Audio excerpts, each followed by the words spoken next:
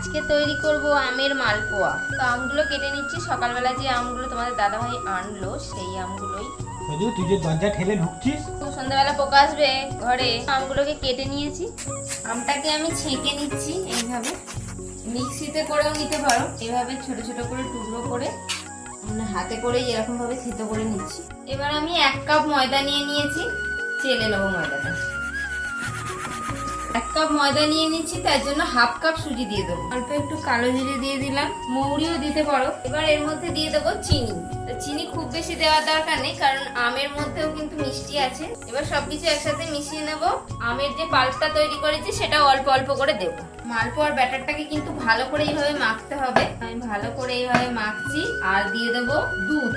ভালো করে মাখতে হবে। যত ভালো করে মাখা হবে মালপোয়া কিন্তু তত সুন্দর ফুলবে। অল্প অল্প করে দুধটা দিয়ে কিন্তু আমি ব্যাটারটাকে তৈরি করে নিচ্ছি। তো আমাদের মালপোয়ার ব্যাটারটা কত সুন্দর তৈরি হয়ে গেছে। এটা কিন্তু আরেকটু সুজিটা ফুলবে, তখন হয়তো আরেকটুখানি দুধ বা জল যে কোনো কিছু দিয়ে দিতে পারো। তো এটা একটুখানি রাখা থাক, সুজিটা ততক্ষণে ফুলে যাবে। আর এখানে আমি মালপোয়ার জন্য চিনি শিরা তৈরি করছি। চিনি দিয়ে দেবো।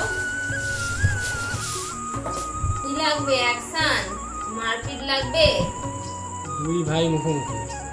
খুব মারপিট করে। কুল কিন্তু মারে না, সজু কুলের পুরো ঘেঁটিটা ধরবে, ধরে আং করে কামড়ে ধরবে। এটা মহা বদমাস। ও বাবা, এখন মনে হয় কিচ্ছু জানি না। চিনির রসের মধ্যে আমি একটা এলাচ ফাটিয়ে নিয়ে দিয়ে দিয়েছি। দেখো আমাদের চিনির শিরা কিন্তু তৈরি হয়ে গেছে। এবার একটা ছোট্ট কড়াই নিয়ে নিয়েছি, এটাতে মালপোয়াটা তৈরি করব। দেখো ব্যাটারটা এরকম ঘনত্বে রেখেছি, এখন হাতার মধ্যে থেকে পড়ে যাবে। এবার এর মধ্যে দিয়ে দেবো সাদা তেল। দেখো আমাদের মালপোয়া ভাজার জন্য তেলও কিন্তু ওদিকে গরম হয়ে গেছে। এবার ব্যাটার দিয়ে দেবো 1 হাতা করে।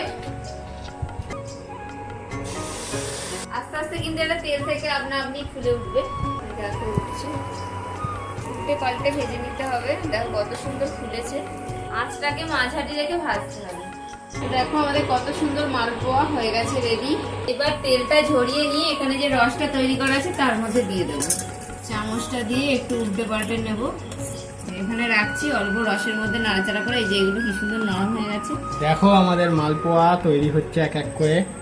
এই দেখো, তো দেখো আমাদের আমের মালপোয়া তৈরি হয়ে গেছে। এই যে একদম মচমচে করে ভেজেছি, সেই জন্য একটু কালো কালো মনে হচ্ছে, কিন্তু মচমচে করে ভাজলে খেতে কিন্তু ভালো হয়। উপরটা মচমচে আর ভিতরটা দেখো একদম ফুলকো হয়েছে। দেখো কত সুন্দর ভেতরটা হয়েছে। খুব সুন্দর একদম ফুলকো ফুলকো হয়েছে। আর এটা এখন কম মিষ্টির জন্য তো যারা বেশি মিষ্টি করবে তারা বেশি দেবে। আমের মালপোয়া এভাবে তৈরি করো। আর কেমন লাগলো আজকে রেসিপি কমেন্ট করে জানাও। ভিডিও ভালো লাগলে লাইক করে দাও। টাটা। টাটা।